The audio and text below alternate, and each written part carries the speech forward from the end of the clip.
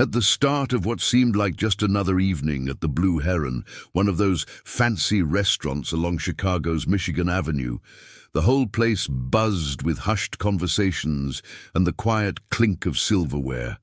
Well-dressed diners were lost in their meals or softly talking over candlelit tables, not really noticing much beyond their food and their own plans for later. Moving quietly between the rows of tables was Emily, a young server known for her gentle way of keeping everything moving smoothly.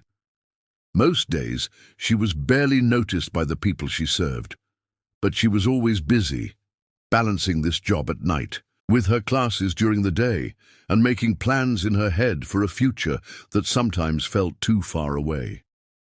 Emily didn't look for praise or thanks. She did what she had to do, with a quiet discipline that only a few would really understand. Her tired eyes sometimes revealed the long hours she put in, but she never let it show in her posture or her tone with guests. On this particular night, as she carried a tray back to the kitchen, nothing seemed out of the ordinary. However, without warning, something happened. A situation began to unfold that would threaten to disrupt the balance she had fought so hard to keep, changing the course of her evening in ways she never could have expected. Suddenly, the energy in the restaurant shifted. At a table near the center, Robert, a businessman known for his solid stature and confident way of speaking, snapped his fingers and called out loudly. He wasn't shy about making demands, and his sharp tone sliced right through the background. Noise. Diners nearby exchanged glances, but quickly looked away, acting as if they had not noticed. The servers hesitated for a split second, sensing the discomfort ripple through the room, but continued with their tasks, moving a little more carefully now. Emily, carrying 2 cups of coffee to another table, felt the cold edge in Robert's voice before she even turned around. She finished pouring cream for an older couple, refusing to rush her job or let his anger throw her off balance. The couple gave her a grateful nod, quietly acknowledging her professionalism. Only then did she walk toward Robert's table, her posture steady and her expression as calm as always. That single choice, to give each guest proper attention in turn, rather than jump at Robert's demands, sparked something in the air. The people closest to him grew tense, watching to see how he would respond.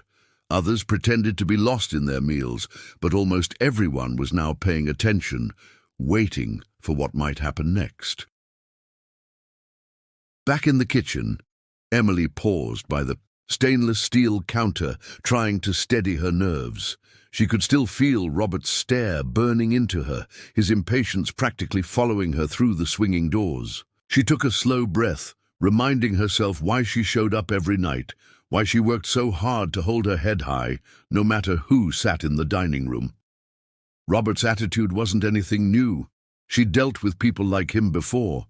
But tonight, it all felt magnified. Around her, the other servers noticed her pause and shared quick, knowing glances, but no one said a word. They all understood how tricky these situations could get. A moment later, Emily returned to the dining area with a pitcher of water in hand. She walked over to Robert's table, kept her voice steady, and offered him water with a polite smile. "Thank you for your patience," she said, just as she did with every other guest.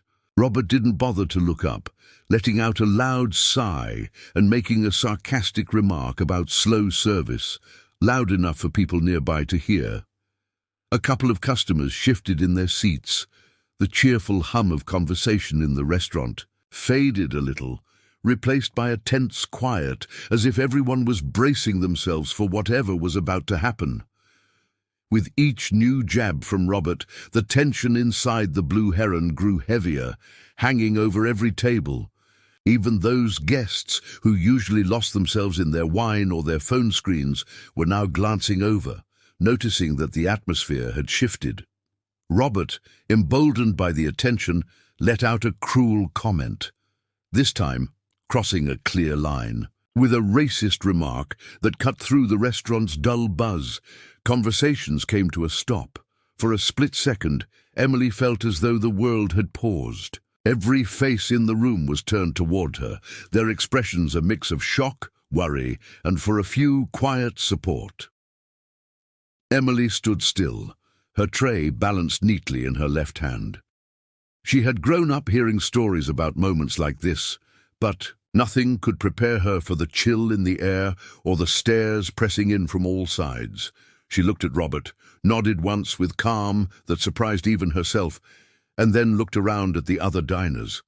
There was no hint of anger in her eyes, nor did she shrink back in fear. Instead, she just kept her composure, letting her quiet presence speak for her. The silence that filled the room was so complete that even the kitchen staff paused, everyone waiting to see how Emily would respond and how the course of the evening might change because of it. Robert kept pushing, tossing out sarcastic comments and underhanded insults, each one clearly aimed at making Emily break her calm. He wanted her to slip, to give him some excuse for all the rudeness he was letting loose on her. It wasn't about the food or the service or anything she had done. It was just him and the power he liked to hold over others. Sitting across from him, his date, Karen, looked more and more uncomfortable with every word he spoke. She shifted in her seat, glanced at Emily, and then over at the other tables, obviously wishing she could either step in or just disappear. But she stayed silent, torn between loyalty, embarrassment, and the sense that maybe this was not the first time she had seen Robert act this way.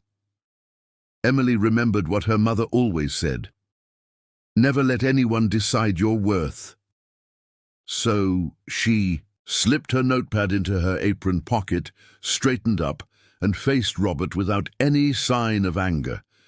Instead of responding to his words, she asked if he'd like to try the chef's special, a simple suggestion, but with a tone that made it clear she would not stoop to his level. In that instant, she took control of the moment, and everyone around sensed that something meaningful was about to happen. The third time Robert hurled an insult, it was so over the line that nobody in the Blue Heron could pretend not to hear it. The room felt even smaller now. Every set of eyes, from the kitchen hands to the older couple near the window, locked on what was happening at his table. Still, Emily did not glare back.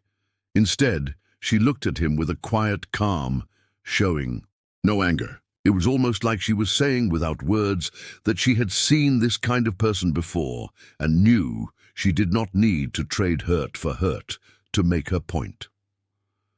She set down the pitcher and, in a tone that was steady and clear but not loud, she said, "Some people think being cruel makes them strong, but it actually shows how much they are struggling on the inside." The words seemed to settle into every corner of the restaurant. No one moved or spoke. People just stared, waiting to see what would come next. She had not yelled or argued, and yet her words landed with a kind of gentle power that made Robert shift in his seat, suddenly unsure of himself. The balance in the restaurant had shifted, and everyone knew it. That moment after Emily spoke was different than any silence before. It was not just people being stunned or unsure. It was the kind of quiet that comes when everyone in a room suddenly gets it, all at the same time. All eyes were still fixed on Robert, but his usual confidence was gone. He seemed to shrink just a little in his chair, caught off guard by the one thing he did not expect, someone standing up to him without anger, without even raising their voice. He fumbled with his napkin, his words catching in his throat, and for the first time that evening, he had nothing to say. All around the restaurant, guests exchanged small, respectful glances with Emily. Even Karen, who had been biting her lip, in embarrassment now looked at Emily with something like wonder. Maybe she was seeing not just a server, but a person with real strength, someone who found a way to handle a situation that felt impossible. It became clear to everyone that the balance in the room had shifted. Robert no longer seemed like the one in control. Emily's calm, steady way had tipped the scales, and it did more good than any shouting or arguing ever could have done. still struggling to come to terms with what just happened. Robert tried to grab hold of his slipping authority. He cleared his throat and tossed out another defensive remark, hoping his old tone of control would do the trick. But now his words fell flat. They did not have the old sting. They just sounded desperate. People barely acknowledged him. All. The attention in the Blue Heron had shifted for good, and Robert could feel it. At that moment, the manager, Thomas, stepped out from behind the counter. He walked over and stopped right beside Emily, his posture clear and firm. "Here we treat everyone with respect. That is not up for debate," Thomas said, loud enough for the whole room to hear. There was no confusion in his voice, only certainty. The other staff members paused, clearly relieved that he had stepped in. The guests around the dining room nodded subtly, some even straightening in their seats as if to show they agreed. The mood had changed again, from a heavy, anxious weight to a kind of silent verdict. Guests who had just watched before were now quiet supporters of Emily. Sitting across from Robert, Karen stayed silent, awkward and frozen in place. Her silence said more than words ever could, and it only highlighted how the evening had turned on its head. Robert, stung by the public rebuke, launched into a loud speech.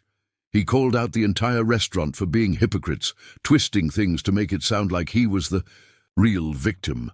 His hands moved in big gestures, his words rushed out and his face turned red.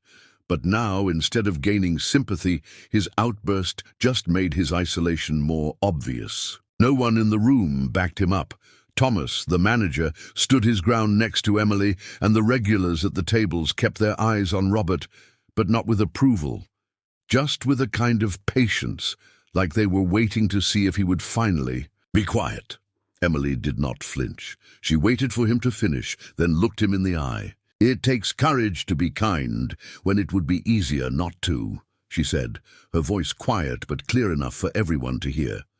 She was not looking for attention. She just wanted to state what mattered. The simplicity of her answer cut through his argument, leaving him with nothing to push back against. He seemed smaller suddenly, as if he understood there just was not any room left in that place for his old ways. The conversation in the restaurant moved on without him. Left with no one to back him up, Robert slowly stood up from his chair, trying hard to look like he still had some control over the situation. He gave a shallow nod to the room, as if nothing had happened, and then turned to Karen, half expecting she would follow him to the exit, but Karen shook her head and did not budge from her seat. She met his glance just briefly, signaling that she wanted no part in the mess or the humiliation he had brought on himself. With no other choice, Robert walked out. He left without much noise, each step making it clearer that he had lost something no apology could get back. As soon as the door closed behind him, relief swept through the restaurant. The stiffness in everyone's shoulders seemed to fade away, and people started talking again, quietly at first, then with more ease. It was as if folks had all been holding their breath together and could now relax. Thomas leaned over and quietly checked with Emily to make sure she was all right. Emily, true to her quiet way, simply assured him she was fine and just wanted to get through the rest of her shift and go home. She was not interested in praise or attention. She only wanted to finish her work and return to her life beyond these walls.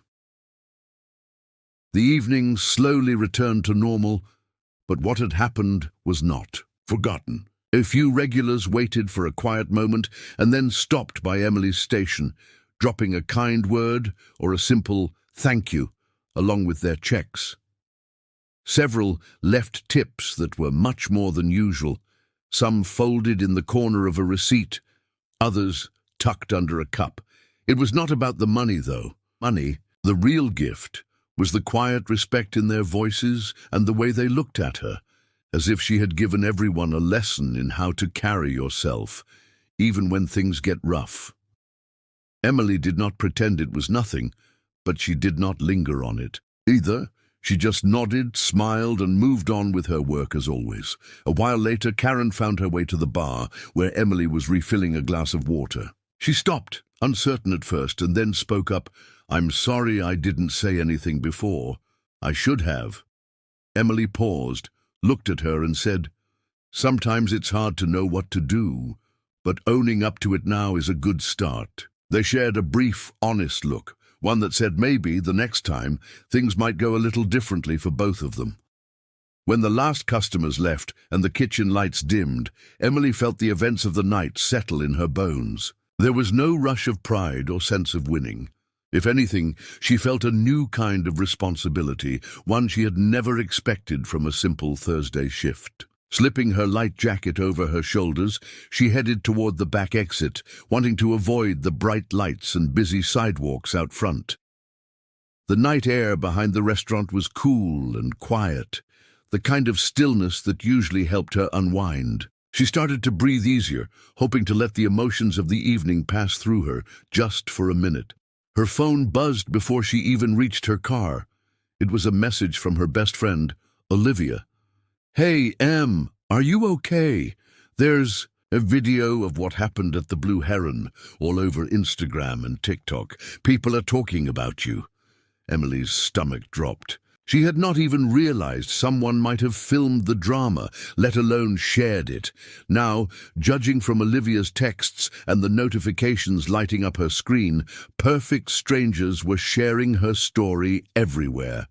Without meaning to, Emily had become a face for standing up and staying calm, watched by thousands who would never know her quiet hopes or worries. Within just a few hours, Emily's world changed in a way she could never have imagined. All across social media, people were sharing the video of her from the Blue Heron.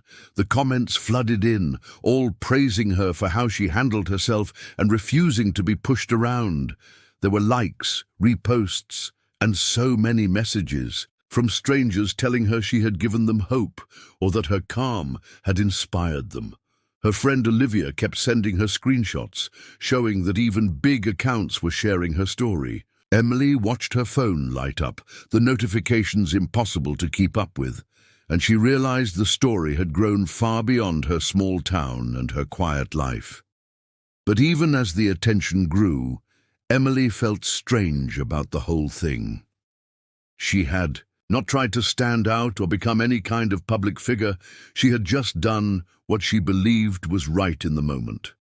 Now, people saw her as an example. But this new kind of fame did not sit comfortably. It felt odd, this sudden distance between her true self and the version of her being celebrated online. She wondered how she was supposed to carry other people's expectations when all she really wanted was a bit of peace and a normal day again. The next morning, the story only got bigger. Local newspapers started calling, national TV stations emailed, and influencers posted about Emily, hoping to get her attention or a comment. Even while she tried to keep her phone on silent, messages kept finding their way through. Reporters asking for interviews, people from all over the country just wanting to let her know they had seen what she did. Thomas, the manager at the Blue Heron, checked in on her between calls. He offered to help with anything she needed and told her not to feel pressured to respond to anyone she did not want to. "You need to look after yourself," he said, handing her a big mug of black coffee. By noon, a group of regulars had already set up a fundraiser online in Emily's name, just as a way for people to show their thanks. The donations kept coming, from a few dollars to amounts much bigger, and Emily stared at the growing number, stunned. Meanwhile, Robert tried to do damage control. He released a statement online, phrasing it as an apology, but it came off stiff and unconvincing. Most people saw straight through it. The public was quick to point out that Emily's calm and quiet actions had spoken louder than any excuse he could offer, showing that real strength is found not in shouting, but in standing your ground. In just a few days, the Blue Heron started, feeling less like a restaurant and more like the center of a small movement. People came from different parts of the state, sometimes driving for hours, just to eat dinner at one of Emily's tables. Some brought small gifts, homemade cards, or just wanted to say a quick thank you as she hurried by with their orders. Emily tried hard to stay focused on her job, wiping down tables, delivering trays, and checking on customers as usual. Still, she could not ignore the way dozens of eyes followed her, hoping to see for themselves if the calm everyone had seen online was real. It was a lot to take in, moment by moment, feeling both proud and a bit awkward for all the attention she never wanted. One afternoon during a slow stretch, a regular customer, a gentle woman in her 70s named Martha, asked for a coffee refill and then took Emily's hand for a moment. "You know," Martha said quietly, "sometimes the most important truth comes out when you refuse to raise your voice. You let your actions do the talking, sweetheart." Emily listened and felt those words settle somewhere deep inside her. She realized that the peace she carried, even when things got noisy, was her real strength. Over the next several days, the steady stream of attention on social media finally started to slow down. The online crowd moved on, but something about Emily's story lingered in the air around town and at the Blue Heron. People started having different kinds of conversations at their tables, bringing up dignity and treating others well, even when things got tense. Emily found herself stepping back from her phone and the flood of messages, deciding instead to focus on the people right in front of her, the friends, co-workers, and customers who knew her just as Emily, not as any sort of symbol. She realized that what really mattered was the kind of person she was in her own day-to-day life, not what a million strangers online thought for a few minutes. Around this time, the general manager, Denise, asked Emily about joining in on press, events, and lending her story to the restaurant's new branding campaign. Denise pitched it as a way to keep the momentum going, but Emily hesitated. She did not want to become a product or turn her experience into a marketing tool. The only thing Emily asked was that the message of respect and decency always come first, no matter what else was being discussed or sold. Late one evening, after a long dinner rush, Emily was wiping down the counter as most of the staff headed out. She noticed Jonathan, the dishwasher, still stacking clean plates in the kitchen. Though they had worked together for months, they rarely spoke beyond the usual greetings. Tonight, Jonathan hesitated. Before heading out, then cleared his throat and offered a quiet word. He told Emily he remembered what happened that night with Robert and admitted he had felt powerless watching it all unfold. He wished he could have stepped up or said something at the time, but everything happened so quickly, and he froze. Now, hearing people talk and seeing how she handled it, he was finally able to put a little of his own story into words. Emily listened, not judging, just hearing him out. She told him that what mattered most was not always loud action, but willing to look back and talk honestly. Jonathan nodded, looking relieved, and for the first time, they both had the sense that respect could grow from everyday moments and small conversations, not just big scenes. This new understanding between them felt real. It was enough to show that lasting change comes from kindness shared in daily life, not a single burst of attention. A few days later, Emily checked her mailbox and found a thick envelope with a return address from New York City. Inside was a formal letter from a law office, Robert's attorney, as it turned out. The letter offered not just an apology on Robert's behalf, but suggested he was willing to apologize in person if she wanted. The words were polite and carefully chosen, nothing like Robert's public statement from before. Reading it, Emily felt a mix of surprise and confusion. This was not the reaction she had come to expect. The tone was measured, even humble, standing in sharp contrast to the tension and noise around the original incident. Later that week, Emily met her old friend Grace for dinner at a small Italian place a few blocks from the restaurant. They sat in a quiet booth by the window, the smell of garlic and tomato sauce filling the air.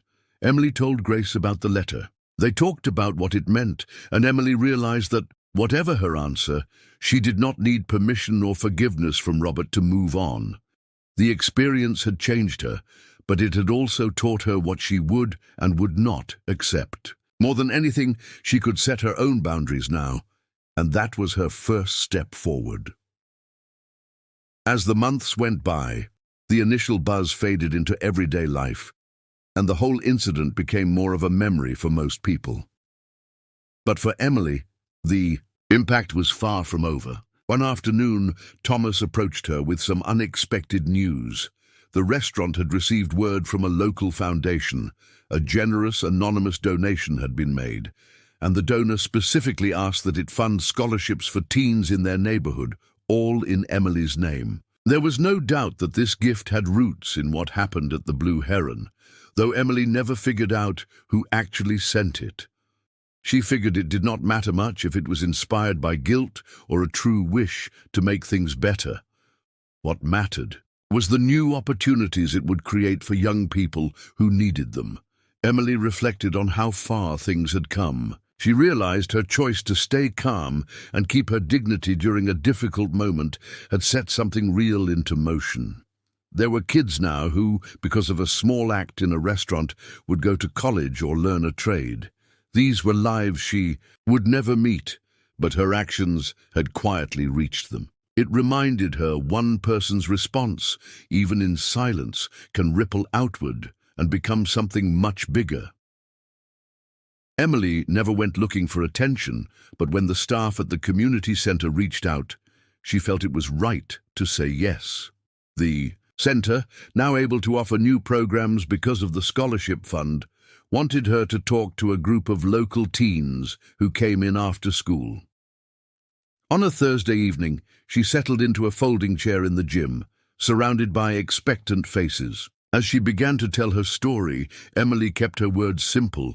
She described the night at the Blue Heron, what it felt like to be in the middle of all that noise, and why she chose not to let anger lead the way. She explained that real strength is not about shouting or getting the last word, but about holding on to your own respect no matter what. The teens were quiet, listening closely. Emily saw a few nod, others just watching, thinking it over. When questions came, she answered honestly, focusing on the importance of calm, boundaries, and looking out for each other. Afterward, Emily walked outside and paused under the wide evening sky. For the first time in a long while, she felt peaceful. She realized that by simply living her truth, she had helped others see dignity in a new light. Showing respect is something you carry within, not something you have to demand.